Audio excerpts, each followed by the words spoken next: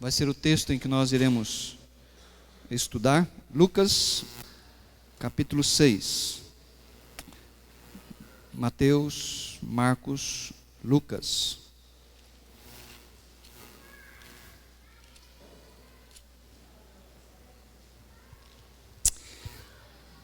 Que Deus, o Espírito, realmente abra o nosso entendimento nessa hora para compreendermos a sua palavra. Lucas, capítulo 6, a partir do versículo 43 até o 49. Lucas 6.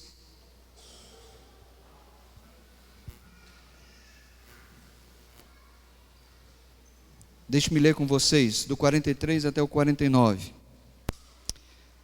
Nenhuma árvore boa dá fruto ruim, nenhuma árvore ruim dá fruto bom. Toda árvore é reconhecida por seus frutos. Ninguém colhe figos de espinheiros, nem uvas de ervas daninhas. O homem bom tira coisas boas do bom tesouro que está em seu coração, e o homem mau tira coisas más do mal que está em seu coração, porque a sua boca fala do que está cheio o coração. Por que vocês me chamam Senhor, Senhor, e não fazem o que eu digo? Eu lhes mostrarei com quem se compara aquele que vem a mim, ouve as minhas palavras e as pratica. É como um homem que, ao construir uma casa, cavou o fundo e colocou os alicerces na rocha. Quando veio a inundação, a torrente deu contra aquela casa, mas não a conseguiu abalar, porque estava bem construída. Mas aquele que ouve as minhas palavras e não as pratica, é como um homem que construiu uma casa sobre o chão, sem alicerces. No momento em que a torrente deu contra aquela casa, ela caiu e a sua destruição foi completa. Desejo que Deus fale ao nosso coração através da sua palavra hoje à noite. Eu tenho como tema hoje o senhorio de Cristo. Talvez a gente ouve muito pouco falar sobre o senhorio de Cristo sobre as nossas vidas. Eu convidei vocês nesse início de ano a fazerem uma jornada comigo. A melhor jornada da vida é andar com Deus, com o Senhor Jesus. Qual que é a melhor jornada da vida? É andar com Deus. O tema que eu propus para nós, prossigo para o alvo. Paulo falou isso para nós no último sermão do ano. Prossigo para o alvo. Não me deixo nada me desviar daqui ou para lá. O meu foco está lá. Por isso, hoje à noite, eu quero propor para você algo muito importante. Submeter-se. Vamos falar isso comigo? Submeter-se ao senhorio de Cristo capacita o cristão a prosseguir para o alvo. Põe isso na sua primeira pessoa, vamos lá? Submeter-se ao senhorio de Cristo me capacita a prosseguir para o alvo. Por que vocês me chamam Senhor, Senhor, e não fazem? Veja, Jesus está confrontando aquela multidão, está confrontando aquele pessoal que comeu pão e era agradável numa época, numa sociedade que não tinha o que comer. E Jesus multiplicou pão para que essas pessoas pudessem comer. E de repente, essas pessoas onde viam Jesus corriam e diziam: ei, Jesus, estou aqui de novo. Mas olha, Jesus está dizendo: o que adianta vocês me chamarem de Senhor, Senhor? Essa declaração de fé é muito bonita, mas vocês não me obedecem. Vocês não fazem aquilo que eu quero. Vocês não andam de acordo com a minha vontade. Como que eu e você podemos equilibrar declaração de fé com prática? Isso é muito importante. Paulo, referindo-se a alguns cristãos, ou pseudo-cristãos do primeiro século, na carta que ele escreveu para o pastor Tito, capítulo 1, versículo 16, ele diz assim: olha, há muitas pessoas que declaram, que professam que andam com Deus, que conhecem a Deus, mas negam essa declaração de fé por causa da sua vida prática. Do que nós precisamos para que não só declaremos Senhor, Senhor, mas ouçamos, obedeçamos aquilo que o Senhor diz. O apóstolo Pedro chamou os cristãos do primeiro século e disseram: olha, Vocês precisam santificar no coração de vocês. Coração não é esse órgão bum, bum, bum, bum, bum, bum, que bate. Quando a Bíblia fala de coração, ela está falando de todo o seu ser, daquilo que você é. Amarás o Senhor teu Deus de todo o teu coração, de toda a tua vida, de toda a tua alma, de todo o teu entendimento. Então Pedro está dizendo, olha, santifiquem a Cristo como Senhor nos corações de vocês. Talvez esse seja o grande problema. É que nós temos Jesus como Salvador. Nós não vamos para o inferno, amém? Isso é verdade, mas não para por aí. Ele disse que Ele veio aqui, Ele morreu na cruz do Calvário para ser Senhor, para ser Rei das nossas vidas. O significado de senhorio de Cristo. O que significa isso quando eu digo, olha, você precisa ter Cristo Jesus como Senhor da tua vida, para que a nossa jornada em 2020 seja uma jornada bem sucedida. Em primeiro lugar, eu preciso reconhecer a autoridade de Cristo. Significa que Ele é que manda. Não foi isso que Ele falou para os seus discípulos antes de ser assunto ao céu? Toda autoridade me foi dada nos céus e na terra. Então eu preciso reconhecer isso. Eu preciso me submeter a Ele então. Se eu reconheço que toda a autoridade é dEle, eu tenho que me submeter e tenho que obedecê-lo. Se Ele fala assim, eu tenho que baixar a minha cabeça e dizer, então, assim será de acordo com a tua vontade.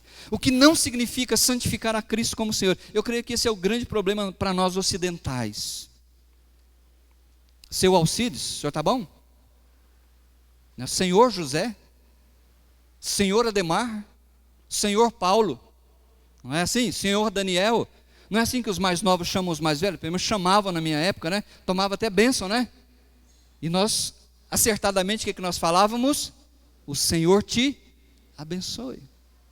Então, dentro da nossa cultura, quando nós lemos na Bíblia que Jesus é Senhor, parece que é apenas uma expressão de carinho, de respeito, porque Ele é mais velho do que nós. Afinal de contas, a Bíblia diz que Ele é o nosso irmão mais velho. Mas não é isso. Isso não significa o senhorio de Cristo. No mundo bíblico, Senhor é a palavra Kyrios. Essa palavra ela era atribuída aos imperadores romanos. Ela significa aquele que tem toda a autoridade, significa aquele que tem domínio, significa aquele que tem poder. César era considerado Kyrios, Senhor. Quando as pessoas andavam na rua, sabe como que elas cumprimentavam umas às outras? Ave César. Vamos falar comigo? Ave César. Vamos? Se tem medo não. Ave César. César é Kyrios. O que a pessoa respondia? Sim, César é Senhor. O romano, ele estava dizendo com suas palavras que César era o rei da vida dele. Ele acreditava que César tinha toda a autoridade. Eles estavam protegidos sob o poder e o domínio do imperador. Eles, nas suas refeições, eles agradeciam a César, porque César que dava aquele alimento. Quando eles iam dormir, eles queimavam incenso a César, porque ele era Kyrios, Senhor. Quando um romano andava na rua e ele avistava um cristão, Chiquinho vinha lá. O que eles diziam para o Chiquinho? Ave César, César é Senhor. O que o Chiquinho respondia? O que o Chiquinho respondia? Não! De jeito nenhum. É isso que o cristão respondia. Não. Ave Cristo. Salve. Saúdo Cristo. Porque Ele é o único Senhor. Eles entendiam isso. E eles eram denunciados. Esse era o pretexto que o romano tinha para mandar o Chiquinho para a polícia. E o Chiquinho às vezes perdia a vida dele. Às vezes a polícia entrava na casa do Chiquinho e pegava tudo que ele tinha. Mas eles pagavam um preço, porque eles criam que de fato não há outro Kyrios a não ser Jesus Cristo.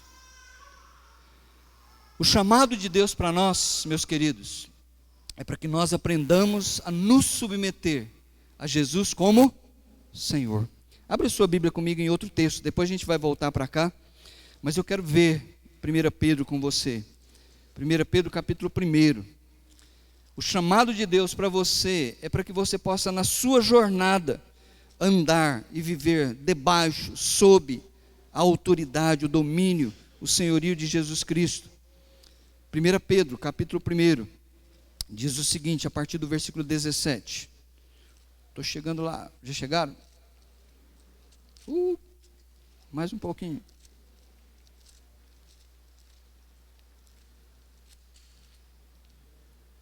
Chegaram aí? Amém? Olha só, a partir do versículo 17. Vamos ler a partir do 13. Portanto, ele acabou de ensinar que nós temos uma esperança que não perece, que nós temos um Deus que nos salvou para uma herança maravilhosa, que nós somos protegidos pelo poder de Deus. Então, portanto, agora ele vai concluir isso. Estejam com a mente preparada, prontos para agir, estejam alertas e coloquem toda a esperança na graça que lhes será dada quando Cristo Jesus for revelado. Como filhos obedientes, não se deixem amoldar pelos maus desejos de outrora, quando viviam na ignorância. Olha comigo, ele está falando, olha, na sua vida, antes de você conhecer a Cristo Jesus como Senhor, antes de você entregar a sua vida e Ele ser seu Salvador, você era um ignorante, você era incrédulo, você se amoldava, você tinha paixões de acordo com as pessoas que viviam no mundo. Essa era a sua vida, era a sua prática, você era ignorante, incrédulo. Mas agora no presente, olha o que ele diz, versículo 15, mas, assim como é santo aquele que chamou vocês, sejam santos vocês também em tudo o que fizerem, pois está escrito, sejam santos, uma vez que vocês chamam Pai, Pai nosso que está nos céus, aquele que julga imparcialmente as obras de cada um, portem-se com temor durante a jornada terrena de vocês. O que é andar com temor? O que é proceder com temor? É obedecer. Está lá no versículo 14. Como filhos obedientes. Então, o nosso andar, nossa jornada em 2020, tem que ser uma jornada diferente. Tem que ser uma jornada de temor ao nosso Rei. Tem que ser uma jornada de obediência a Ele. Sabe por quê? Porque nós temos uma esperança do futuro.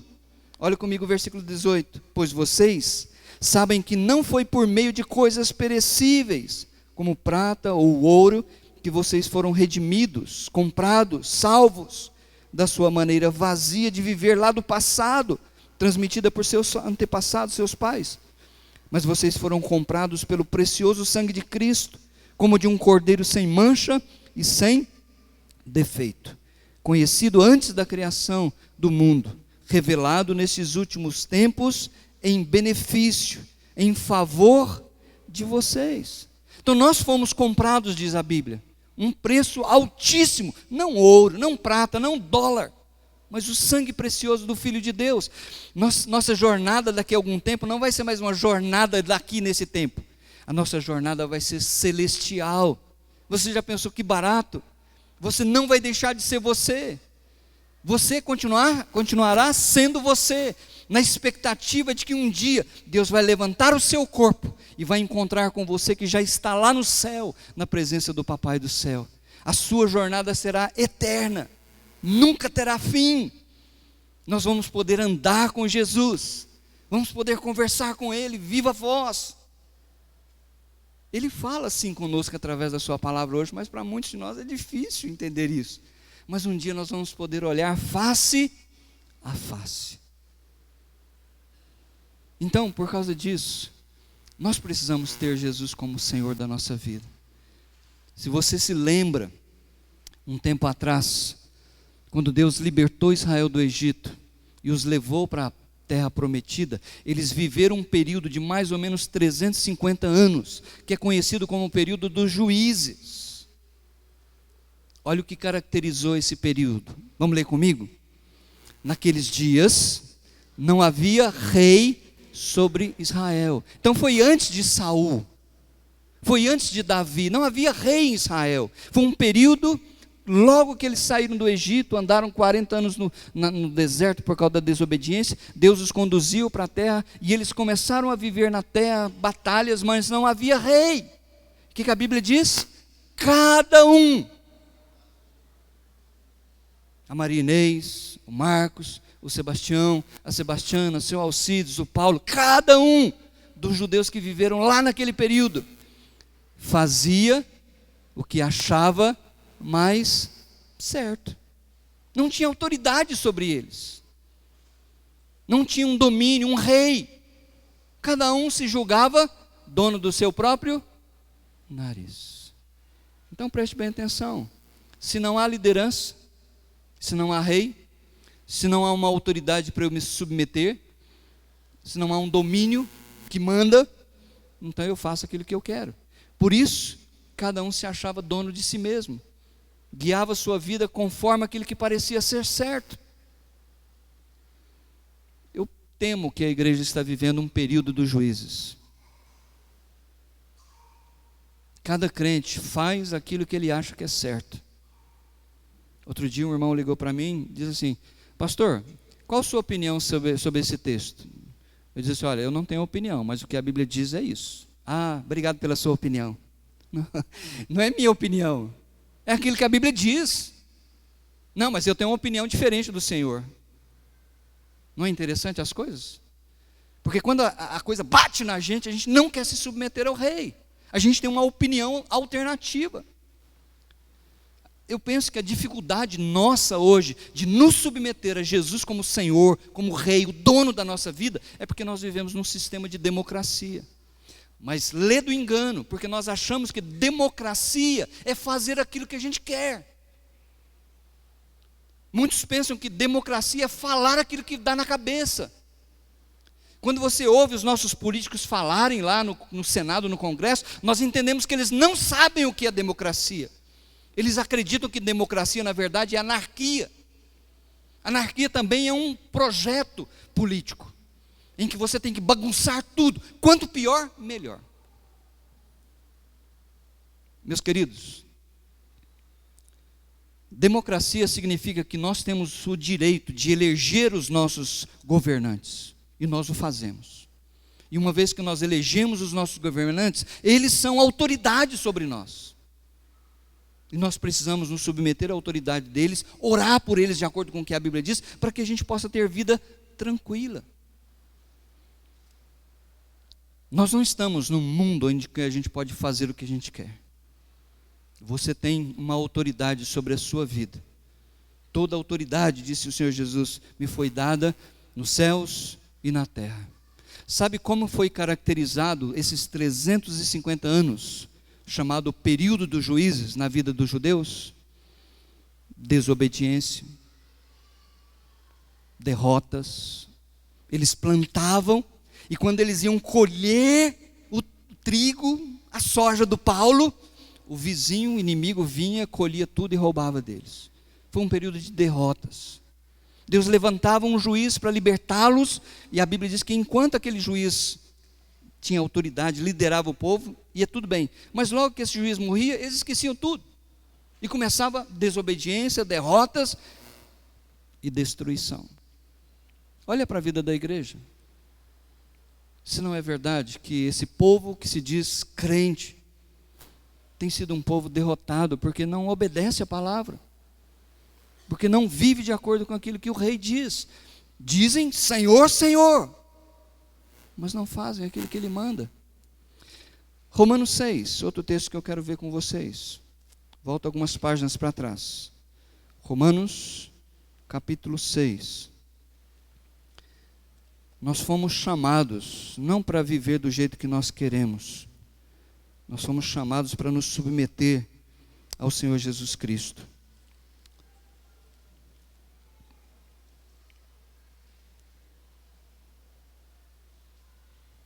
Chegaram aí comigo? O que nós precisamos saber? Eu penso que a gente não sabe disso. Versículo 3. Estão aí comigo? Romanos capítulo 6, verso 3. Ou vocês não sabem. Veja, os corintianos aqui, né? Os irmãos de Corinto, eles estavam vivendo como qualquer coríntio. Eles iam nos templos pagãos, eles se uniam a prostitutas, eles iam nos bailes da época, eles fumavam, eles bebiam. Não houve mudança nenhuma na vida deles. Eles continuaram vivendo como qualquer coríntio vivia. Paulo está dizendo, vocês não sabem o que aconteceu com vocês. Versículo 3. Ora, vocês não sabem que todos nós que fomos batizados em Cristo Jesus, fomos batizados em sua morte.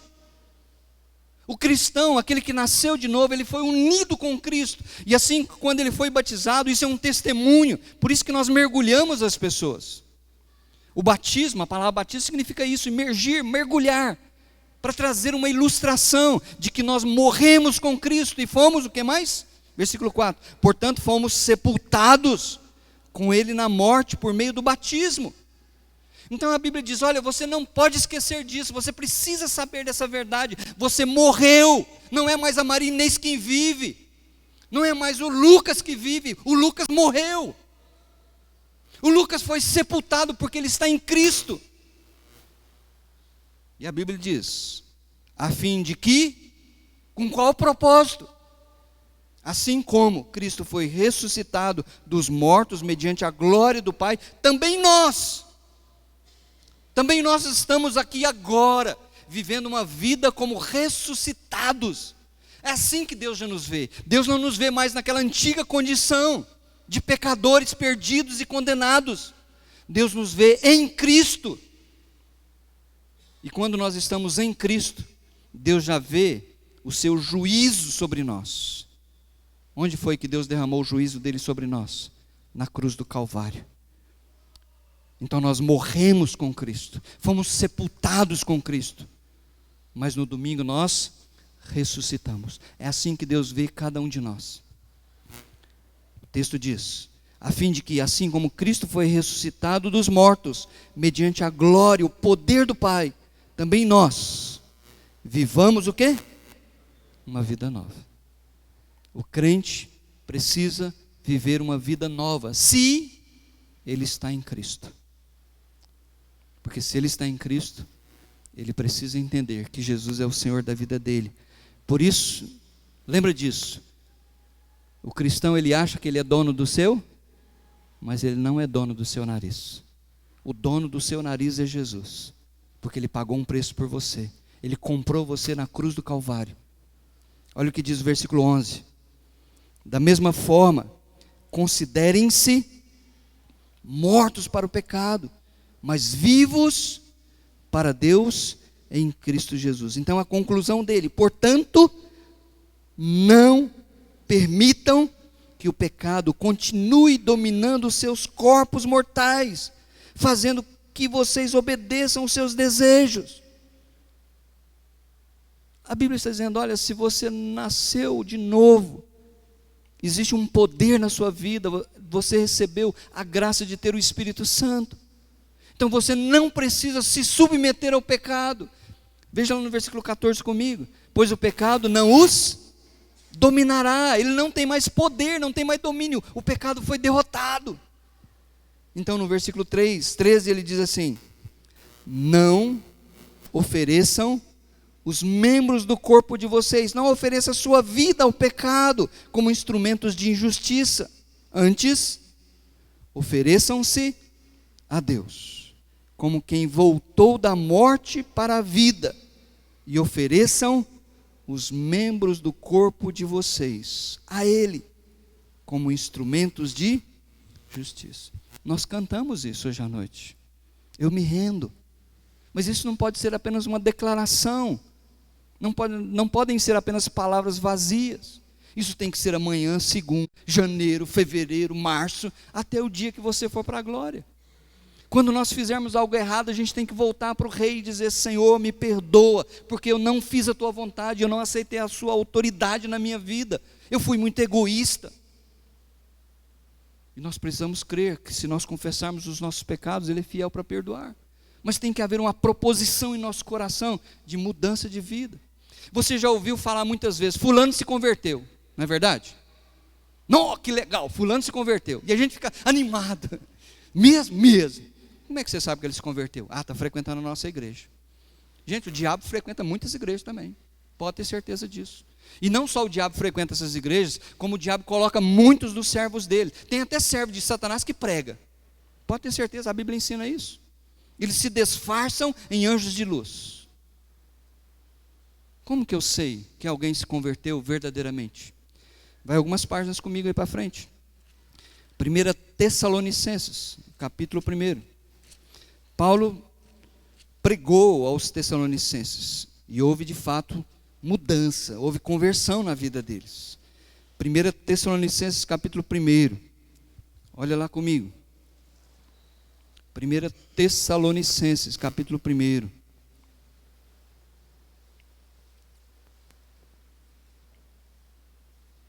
A partir do 8, o apóstolo Paulo escrevendo aos irmãos, aos crentes da Tessalônica, ele diz assim: porque partindo de vocês, desta igreja de Tessalônica, propagou-se a mensagem do Senhor na Macedônia e na Acaia. Não somente isso, mas também por toda parte tornou-se conhecida a fé que vocês têm em Deus. O resultado é que a gente não tem mais necessidade de dizer mais nada sobre isso. Olha que barato. Aqueles cristãos, onde eles iam, o que eles faziam, onde eles andavam, as pessoas diziam, viam, esse cara é crente, ele tem Jesus como Senhor da vida dele. Por que eu sei disso? Versículo 9, pois eles, esse pessoal que via os cristãos de Tessalônica, pois eles mesmos relatam de que maneira vocês nos receberam. Ou seja, a pregação do apóstolo não foi uma pregação vazia. Os crentes de Tessalônica ouviram a palavra, abriram os ouvidos, o coração. E como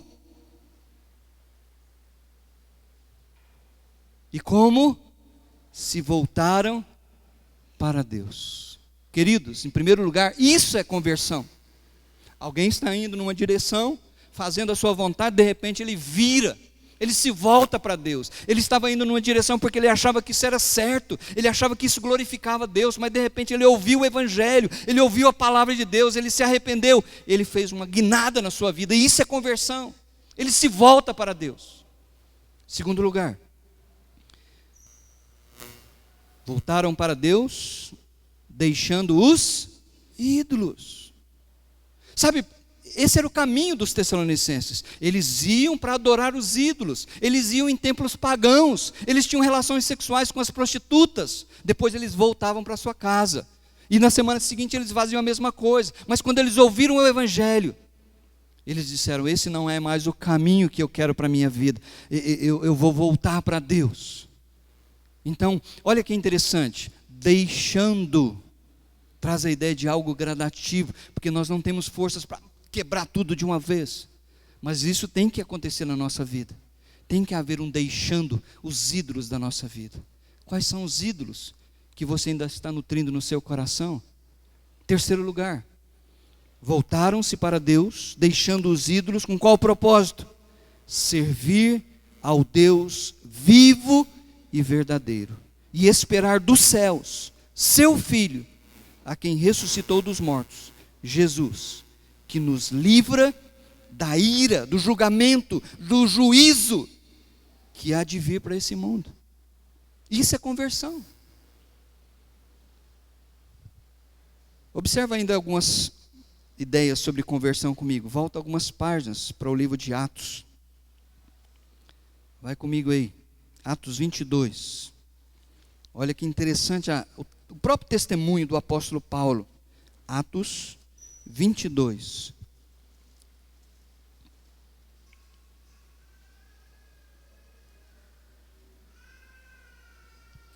Atos capítulo 22. Paulo está dando um testemunho da sua própria conversão. Para onde Paulo estava indo? Ele estava indo para a Síria. Ele estava indo com cartas nas mãos das autoridades religiosas de Israel para entrar nas sinagogas dos judeus, para entrar nas casas dos judeus e prender aqueles que não diziam Ave César, mas diziam Ave Cristo, Ele é Senhor. E no meio do caminho, Paulo teve uma visão do próprio Senhor Jesus. Lembra dessa história? E ele diz, olha, uma voz do céu falou comigo, Paulo, Paulo, por que você me persegue? Quem és tu, Senhor? Eu sou Jesus. Se você persegue um cristão, você está me perseguindo. E o que eu acho interessante, Paulo estava indo numa direção. Ele teve um encontro com Cristo. Ele viu Cristo, ouviu Cristo, e ele se quebrou diante de Cristo. O que ele fez? Ele mudou a sua direção. Ele estava indo contra Cristo, mas agora ele volta a favor de Cristo.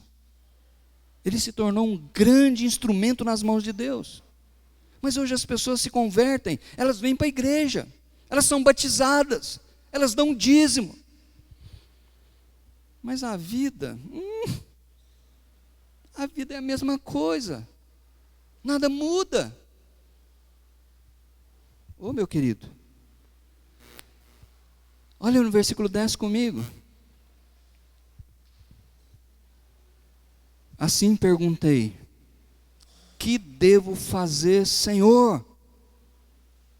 Esse é o comportamento, essa é a atitude de um crente nascido de novo. Ele não toma decisões antes de perguntar àquele que tem autoridade. Ele não vai fazendo escolhas, ele não vai enfiando a vida dele num navio de gaiato. Ele pergunta, Senhor, que devo fazer? Tem algum princípio na tua palavra que me impede de fazer isso? Que é a tua vontade para a minha vida? Eu penso que tem que ser assim. A grande questão que se levanta hoje à noite é: Cristo é Senhor da sua vida? Ou quem manda em você é você mesmo? Não, Ele é meu Salvador, então tem certeza que eu não vou para o inferno. E graças a Deus por isso, porque salvação é pela graça de Deus. Mas você já pensou que sua vida pode estar sendo vivida inutilmente, como uma bolha de sabão, sem propósito, sem honrar aquele que é Senhor da glória? Ave César, Titão. Ave César, glória a Deus. Não, glória a Deus, não, esqueci. Ave César, quero ser preso, não. Não. Ave César, não. Ave Cristo. Ele é o Senhor da minha vida. É para Ele que eu queimo incenso. É para Ele que eu oro e agradeço a minha refeição. É para Ele que eu dedico a minha profissão, a minha vida, o meu casamento. Ave César, não. Ave Cristo. Ele é Senhor de todas as coisas. Deixe-me voltar com você para o texto original que nós propusemos estudar essa noite. Lucas 6. Observe qual é o ensinamento dele, qual é o princípio, quando ele diz assim, olha, porque vocês me chamam Senhor, Senhor, e não fazem o que eu digo. Vamos entender isso. Ele vai contar duas parábolas interessantes aqui. A primeira parábola é a parábola da árvore e dos frutos. Vamos entender isso. Versículo 43. Jesus disse, nenhuma árvore boa dá fruto ruim, e nenhuma árvore ruim dá fruto bom. Toda árvore é reconhecida por seus frutos. Ninguém colhe figos de espinheiros, nem uvas de ervas daninhas. Jesus está interessado em árvores e frutos? Não. Ele está interessado em você. Ele está te dando uma ilustração para você entender. Para mim, o princípio que ele está ensinando aqui, toda árvore é reconhecida pelos seus frutos, é que cada um produz aquilo que a sua natureza oferece. Cada um reproduz segundo a sua espécie. A árvore má, ela não consegue dar fruto bom. Ela pode até tentar, vai dar fruto mau, fruto ruim. Mas a árvore boa, ela não precisa se esforçar. A natureza dela vai fazer com que ela brinde a nós com frutos bons. É isso que Jesus está dizendo. crente nascido de novo, não crente que veio para a igreja, não crente que diz Senhor, Senhor, mas o crente nascido de novo, ele dá fruto bom, ele dá fruto de santificação, ele dá fruto para honrar e glorificar o seu Salvador, porque toda árvore é reconhecida pelos seus frutos. Você é reconhecido, se é ou se não é, pela sua vida, pelos seus frutos. Segunda parábola que ele usa, é a parábola da construção. Versículo 47. Eu lhes mostrarei com quem se compara aquele que vem a mim, ouve as minhas palavras e as pratica. É como um homem que, ao construir a sua casa, cavou fundo, colocou os alicerces na rocha. Quando veio a inundação, a torrente deu contra aquela casa, mas não a conseguiu abalar, porque estava bem construída. Para nós talvez é difícil entender isso, mas na Palestina era comum as pessoas construírem a sua casa, e como aquelas épocas que a gente era pequenininho lá em Barbacena, ia para casa da vovó lá na roça, as pessoas simplesmente levantavam suas casas sem base, sem alicerces. E lá na Palestina não havia muitas árvores. Você pode entrar no YouTube e você vai ver uma chuva que acontece, da inundações, da corrente de água, e vai lavando tudo que está pela frente. Aquela terra arenosa era lavada. E Jesus está dizendo, olha, a pessoa que edificou a sua casa, mas não se contentou só em deixar ela na areia, ele estendeu os alicerces, ele fez ela segura, ele colocou pedras. Quando essas inundações descem, varrendo tudo, a casa fica. A casa fica, por quê? Porque está edificada sobre base, alicerce. Esse, Jesus diz, é a pessoa, é o discípulo, é o crente. Ouve a minha palavra e pratica, obedece. Diz, Senhor, preciso da tua ajuda, eu quero, me dá força. Mas ele diz que é um outro tipo de pessoa, 49. Mas aquele que vem a mim, ouve as minhas palavras e não a pratica. É como um homem que construiu uma casa sobre o chão, sem alicerces. No momento em que a torrente deu contra aquela casa, ela caiu. E a sua destruição foi completa. Não tem base, não tem alicerce. Ele se converteu, legal, ele veio para a minha igreja. Mas quando as provações vêm e batem na casa, vai embora, destrói. A gente fica pensando, peraí, mas era crente ou não era crente? Toda árvore dá fruto, bom ou ruim, depende da sua natureza. Toda casa fica ou é destruída, de acordo com os alicerces. E para mim o princípio que ele está falando é esse aí, o alicerce seguro da sua vida. Não é você vir para a igreja, eu sou membro da igreja dos irmãos. O alicerce seguro da sua vida é você conhecer a Cristo, através de ouvir a palavra de Deus. É você confiar nele como Rei, como Senhor e Salvador da sua vida, e obedecê-lo, custe o que custar. A melhor jornada que nós teremos em 2020 é andar com Cristo. O que você faz nas primeiras horas que você acorda? Cadê o zap zap? Já vai ver o zap zap. É isso? Tem gente que parece que está grudada com aquilo. Acordou, já vai doido lá para ver o zap zap. O que você faz nas primeiras horas da sua vida? Eu quero convidar você nessa jornada. Em primeiro lugar, antes de você sair da cama, você vai agradecer a Deus por Jesus Cristo, porque Ele é o Rei da sua vida. Ele tem autoridade, é Ele que manda. E você quer viver aqui não mais como você vivia antigamente. Você quer viver no seu presente, na expectativa do seu futuro, com temor e reverência a esse Rei. Leia essa frase comigo. Quando eu morrer, vocês podem publicar essas frases, que vocês vão ganhar muito dinheiro, tá? Quem anda com Cristo Então vamos lá desde o início comigo? Quem anda com Cristo não continua do jeito que está. Vamos de novo? Quem anda com Cristo não continua do jeito que está. Por quê? Do jeito que está, ninguém fica depois que começa a andar com Cristo. Que 2020 seja isso para a nossa vida. Jesus é Senhor. Amém? Isso significa que eu vou me submeter a Ele. Em primeiro lugar, para eu me submeter a alguém, eu preciso renunciar a mim mesmo. Eu preciso submeter-me àquele que eu estou dizendo que é rei. Eu preciso obediência a Ele. Eu preciso santificação. Porque a Bíblia diz, sejam santos porque eu sou santo. Se eu digo que eu tenho comunhão com Ele, mas eu ando nas trevas, a Bíblia diz que eu estou mentindo. Talvez eu tenha que reavaliar a minha vida.